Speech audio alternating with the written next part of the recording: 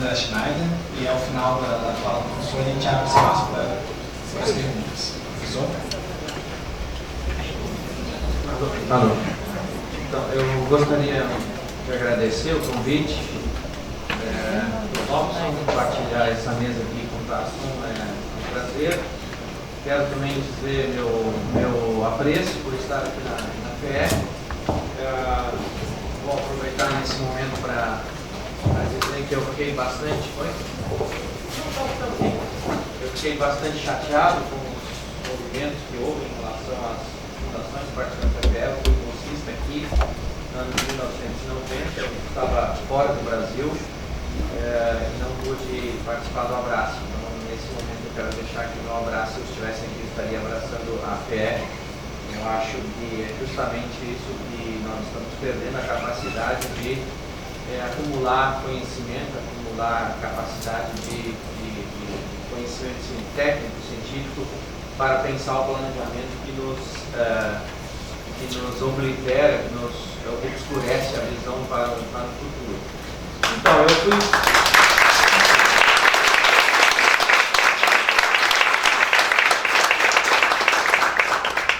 eu fui convidado para fazer um comentário a esse número especial que a FIE está lançando, e nesse sentido ela faz muito bem pelo grande panorama que o Tasson já situou em relação à importância da China para o nosso estado. A China se tornou o principal parceiro comercial do Rio Grande do Sul, e eu tenho dito lá na URGS que é raro a gente encontrar alguém que seja capaz de dar uma aula sobre a China. Então, se a gente não tem essa capacidade, como é que a gente vai formar recursos humanos, preparar pessoas para que possam lidar com esse novo contexto? Talvez a gente esteja atualmente para a China como o Brasil estava para os Estados Unidos logo depois do final da Segunda Guerra Mundial, quando os americanos, a economia americana emergiu como uma grande força política, se tornou hegemônica, e a partir de então o Brasil e outros países mobilizaram uma enorme quantidade de energias para se aproximar intelectualmente, politicamente, economicamente dos Estados Unidos. Fez-se, por exemplo, na década de 50, um grande acordo, MEC-USAID, sob esse guarda-chuva se formou uma geração inteira de pesquisadores, de doutorandos, particularmente na área de agricultura, que é a área onde eu pesquiso, e que tornou o Brasil um parceiro importante, para o bem ou para o mal, em alguns casos, com os Estados Unidos.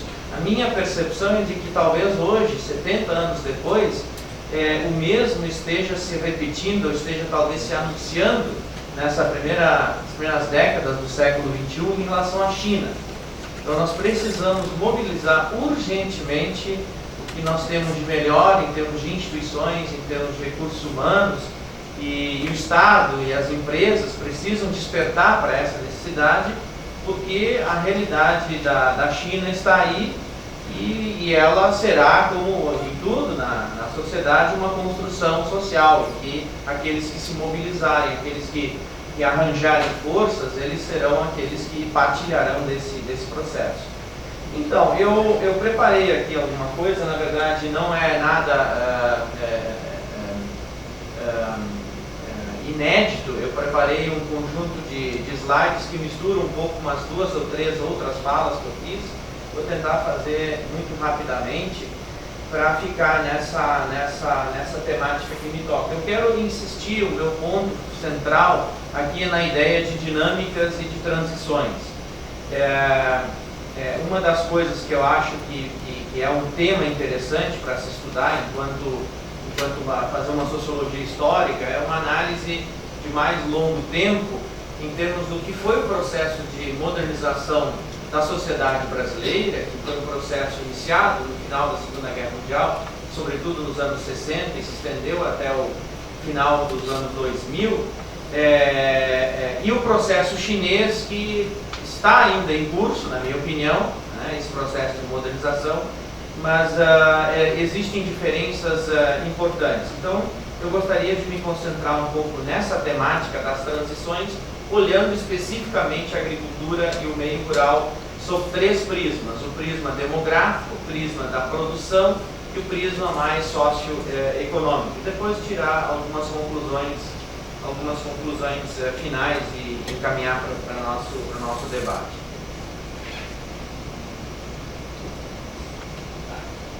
Então, muito rapidamente, o pessoal o Tarson já comentou, China significa o império do meio. Eu fiz aí uma introdução, não esqueci de cumprimentar o professor diretor do Instituto Confúcio, gostaria de fazer menção a ele, muito me apraz que ele esteja aqui na plateia. Então, eu queria reforçar essa parte introdutória que o Tarson mencionou, a ideia que a gente, quando vai para a China, quando começa a estudar a China, no meu caso, eu comecei a estudar a China a partir de 2010, nós tínhamos um projeto de pesquisa, a pergunta básica que nos orientava era o seguinte: por que Europa e Brasil, essa era a pergunta inicial, passaram a falar de desenvolvimento rural? E quais eram as bases sobre isso? Casualmente, o meu colega holandês, que estava comigo nesse projeto comparativo entre Brasil e Europa, também tinha sido convidado para ser professor na Universidade Agrícola da China, e ele disse: olha, por incrível que pareça, na China também acontece um processo de interesse maior por desenvolvimento rural. Aí nós começamos um projeto que demorou 3 anos para estudar 3 focos. Em primeiro lugar, as políticas de desenvolvimento rural; em segundo lugar, estudar os atores do desenvolvimento rural; em terceiro lugar, estudar as práticas de desenvolvimento rural. Isso demorou 3 anos, esse projeto se encerrou em 2012. A partir de 2012 nós criamos a plataforma chamada BICAS, que é a iniciativa de BRICS Initiative for Critical Garden Studies, e a gente já está no nosso 5º evento, nos reunindo. O último evento foi agora em final de novembro, em Beijing, na Universidade Agrícola de Beijing. Eu tive a oportunidade de ir 3 ou 4 vezes para a China. Eu vou apresentar, inclusive, algumas slides sobre uma comunidade que eu visitei, um pouco para mostrar isso.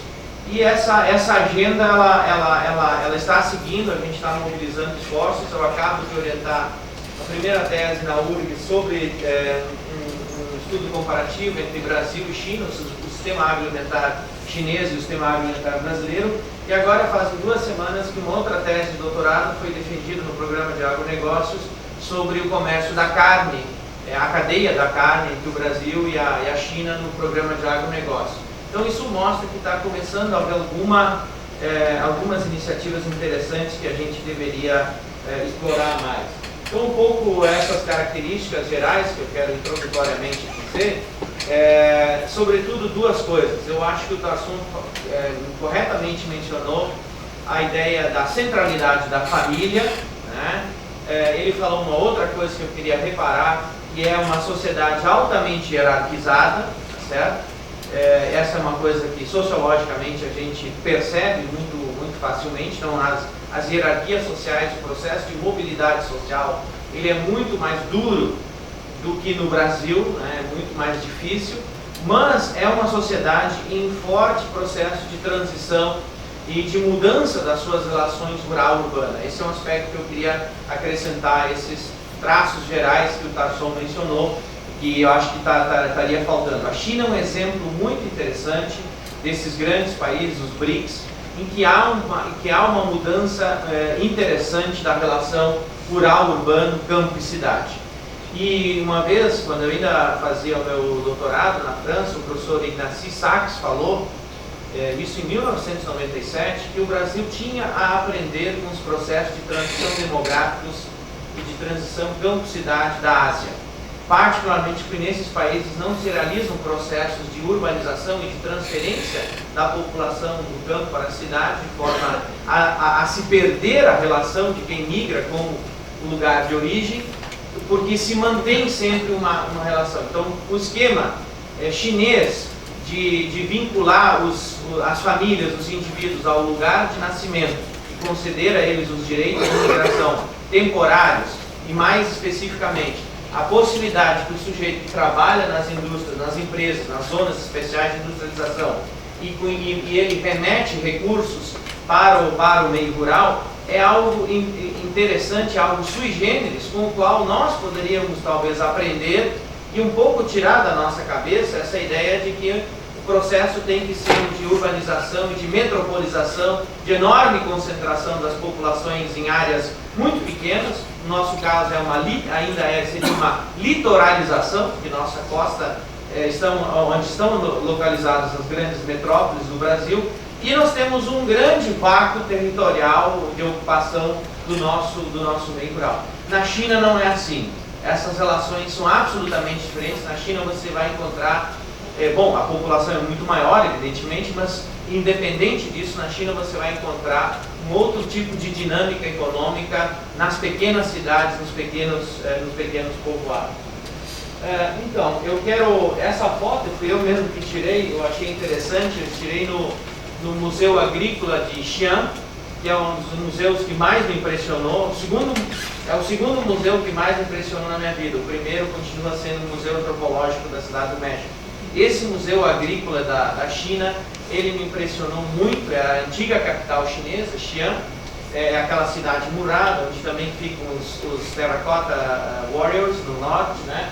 E ele mostra desde as estepes da Mongólia, né? É uma foto que tenta resumir, passa pelos vales, depois tem a muralha, tem a muralha chinesa aqui, e depois aqui tem a cidade. Então tem os pequenos villages.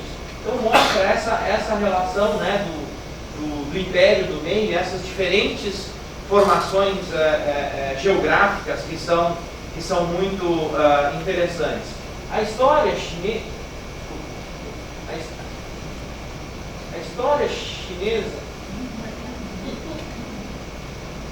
aqui pode ser, grosso modo, aí um pouco eu pego isso da literatura, em 3 grandes momentos, né?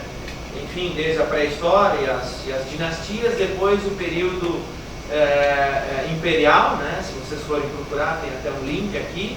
Período mais recente, né, do século XX, do século XXI, agora mais recente, a China nacionalista, de 1912 a 49, e o período da China comunista. Eu vou então diretamente às minhas considerações sobre as 3 transições que eu gostaria de mencionar: transição demográfica, agrícola e socioeconômica.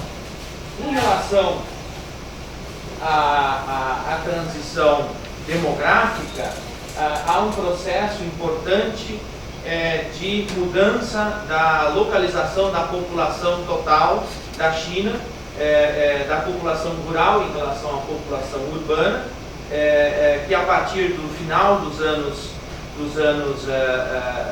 2000, né, metade dos anos 2000 para frente, a população rural passa a perder espaço em termos da sua quantidade em relação à população urbana.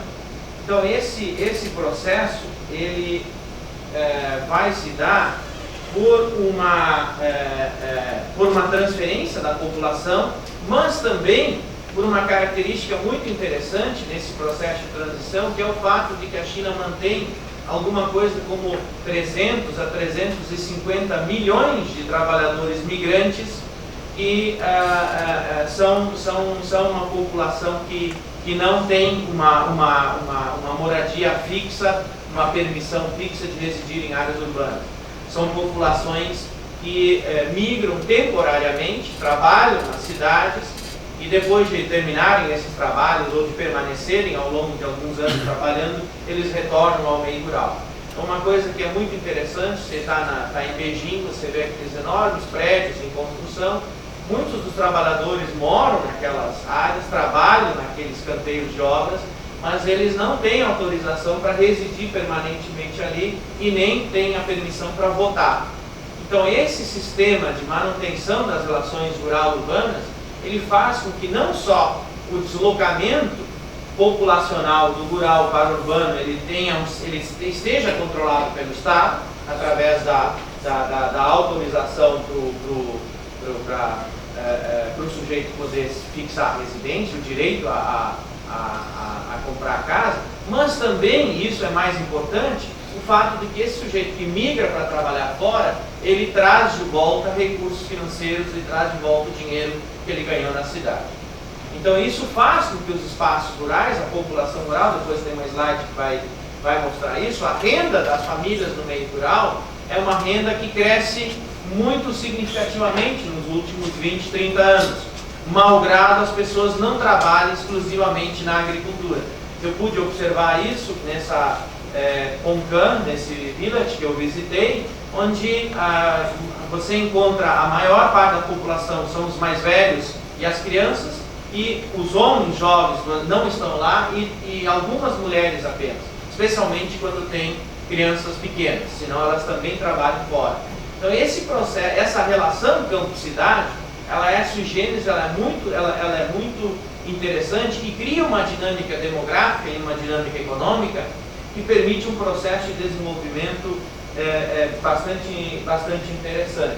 Não muitas vezes sem uma precarização das relações de trabalho, como já foi mencionado. Isso gerou uma problemática. Esse meu colega chinês, que é sociólogo, que trabalha na Universidade Agrícola de Beijing, o professor Jie Jinzhong, ele trabalha com essa problemática dos migrantes, e há uma discussão grande sobre as chamadas children left behind, e velhos deixados para trás, e esse gráfico aqui deles mostra uma grande importância das